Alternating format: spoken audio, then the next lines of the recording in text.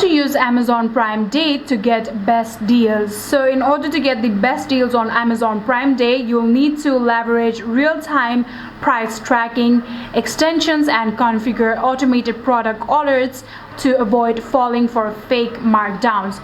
So first of all, bypass the fake discount using price history tools. What you can do is install tracker tools. So simply use the browser extension like Camel or Keepa, so that they graph up to a year of pricing data for almost any Amazon listing.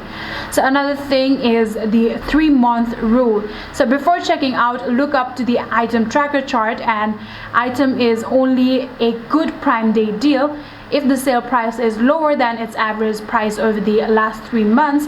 Then you should get the hint. Then after that, what you can do is put Amazon's AI shopping assistant to work.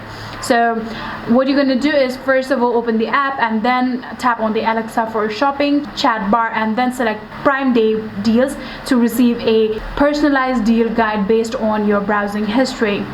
And lastly, the last thing that I recommend you guys do is master the lighting deal waitlist strategy. So for that, what you can do is use the save for later cart trick. So add the items you want to watch or shop on your shopping cart and ahead of the time, and then you can tap on save for later, so that when the Amazon mobile app will send you the direct push notification to your phone 5 minutes before the product's lightning deal officially goes live. So by doing all of these, you will be able to use Amazon Prime Day to get best deals, and that's it.